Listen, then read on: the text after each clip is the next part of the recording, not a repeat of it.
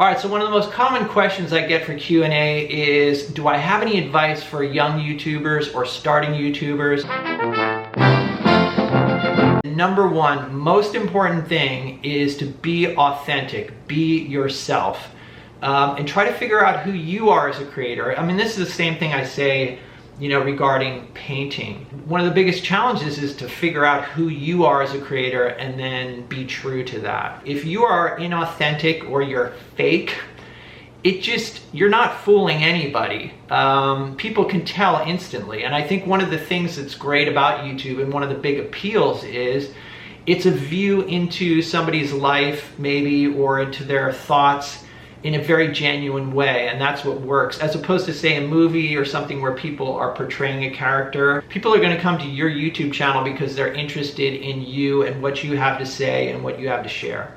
Number two, especially in the beginning, post as much as possible. There's a couple reasons for that. One is the more you post, the better you're going to get at sort of learning what works in video creation. You're going to get experience in editing, in sort of storytelling, and kind of figuring out what your channel's all about.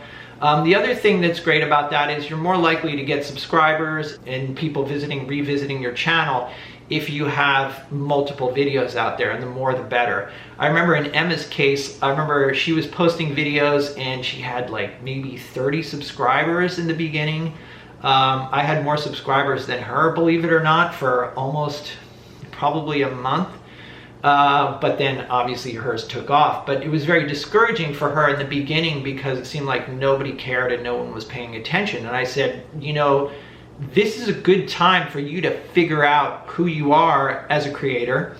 And also, when people finally do discover your channel, they'll just go back and watch all of your old videos. They'll be more likely to subscribe if you've got 30 or 40 videos that they can watch. If they find one video they like, they'll go back and watch the old ones, kind of get to know who you are and what you do. They're more likely to subscribe if you've got, say, 20 or 30 videos than if you just got one video that they like.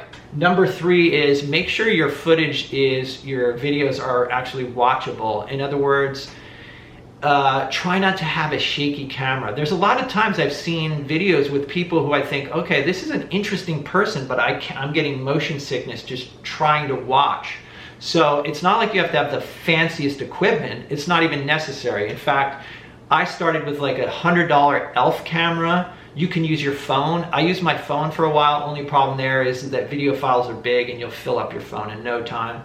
So, but I did use the phone for my first couple videos, and then I just got a little Canon ELF for $100. The most important thing is that your footage is not distracting to the point that somebody can't watch it. Most people aren't coming to YouTube for like super high quality. I think it's appreciated, but it's just icing on the cake. If you've got authenticity and you're actually conveying something that's interesting, then the quality doesn't have to be in 4K or just whatever. As long as it's good enough to convey your message, that should be good enough. Another thing that helps in keeping the shots stable is having some sort of tripod.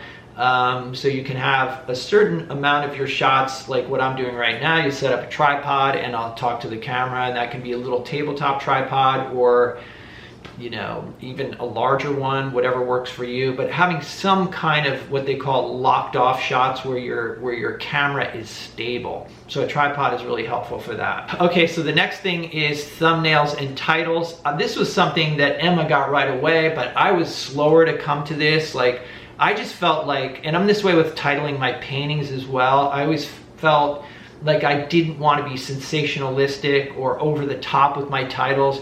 And I would make them very plain. Like if I had a painting of a blue truck, I would just call it blue truck. And I sort of did the same thing with my videos in the beginning, and people just don't click. They don't care. And then I didn't care either. And I thought I'll just have fun with my titles. And I just started making titles that make me laugh, and it's kind of fun. So have fun with your titles, make them interesting. And then your thumbnails as well, same thing. Have an interesting picture for your thumbnail, and it doesn't have to be. I notice a lot of thumbnails, especially among young people, they all kind of look the same with sort of graphic the graphic design, could be fun to try something different that's going to stand out. Again, it's always, you're going to be constantly experimenting and trying different things. It's like any other creative endeavor. It's, you know, experiment and try to figure out what works. Like if I start watching my video and I'm bored within the first 15 seconds, I know I've got a problem. So you want your video to be interesting. You can almost, it's interesting, like you can have your video come on strong and be almost kind of crazy for the first 5, 10, 15 seconds. And then it can settle down into a more, into a slower pace. But what I find is that there is so much visual competition out there on YouTube and whatever, Netflix and video games or whatever, that it really helps to make the beginning of your video interesting if at all possible, and then you can kind of slow down the pace. It's almost as if we're all running at this kind of hyper speed, you know? And but if you do have content that is more relaxing or mellower, it's almost like maybe it's good to grab the person, get them interested, and then you can calm down the situation. But anyway, those first 15, 30 seconds, whatever, the beginning of your video, I think should, you know, pique somebody's interest. That's something I'm learning as well. All right, so the next one is use the best equipment you have available. Kind of talked about this a little already, but don't get hung up on gear. Like I said, my first videos were actually shot and edited on my iPhone. And I don't think anyone knew the difference. So it's like whatever equipment you have available to you, you know, use that, and then you can upgrade as you have the finances to do it or the need to do it. But the key is when you just get started, is you're not even going to necessarily know the equipment that you're going to need. It's like the process is going to determine what sort of equipment will work for you. I remember when I first started out, I watched, I was trying to figure out what do I want my channel to be about, and you know, and so I was watching a lot of different videos, and I saw some Casey Neistat videos and saw his camera, and I thought, wow, that's really great, you know, and the quality was super good. So I went out and I got like a DSLR, kind of a similar setup to Casey Neistat, and I tried going out and doing painting videos with it, and I was like, this gear is just too much. It's too big, it's too heavy, too complicated to use. And so then I just ended up just simplifying my gear to suit the type of videos that I was making. And like I said, I ended up using, I went out and shot with Emma one day, and she was using this G7X.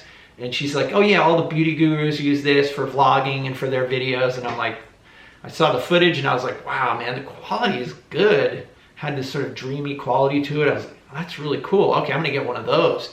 And really simplified my process just having this one small camera. So anyway, so don't get too hung up on the gear. Just use the best thing that you have to get started, and then you'll start figuring out what you need for your type of filming and your type of creating. All right, so the next thing is to look at YouTube videos, both for answers on how to do certain things, like how to make custom thumbnails, or you know, how to whatever, how to create graphics or anything you want to do. There's a YouTube video that will explain how to do it. So I've used a lot of YouTube videos to figure out how to do the technical aspects of YouTube and creating videos. So that's really helpful. The other thing is to look at videos in a critical way. If there's somebody, a creator that you really like, watch the video and see what they do. Don't imitate them. Maybe find your own way of doing things, but try to dissect and analyze what it is about their creations that make them interesting and make it engaging for you. I do the same things with paintings. I will look at a painting and say, why does that painting work? Like, what is it that appeals to me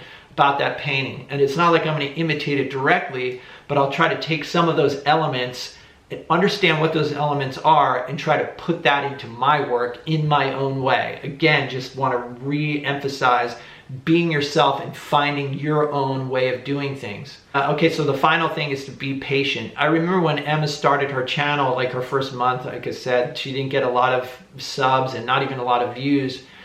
And my suggestion to her was, you know, just be patient and keep putting out stuff that you really feel good about.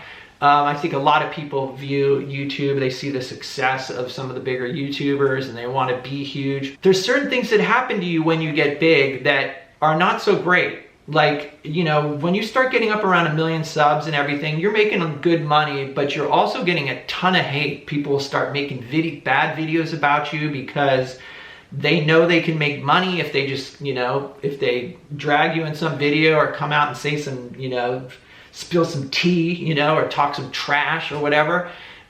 People will make a couple $1,000s. They can be a nobody and make a video and get a ton of views just by, you know, talking smack about you in their videos if you've got a name that's recognizable. That can be really depressing. It can be a bummer. Also too, you start getting a lot of hate in your comment section, whatever. Anyway, the point is being huge as a YouTuber isn't necessarily the sweet spot. It almost seems like having a smaller community, you know, your channel where you have a smaller audience maybe that's more, you can interact with more, it's more personal. I don't know, I think that's a really good thing. So be patient, and you know, having a huge channel isn't necessarily success. It all depends on what you're after. Anyway, I just thought I'd check in with you guys and share some thoughts. As usual, thanks for hanging out. I will see you guys in the next video.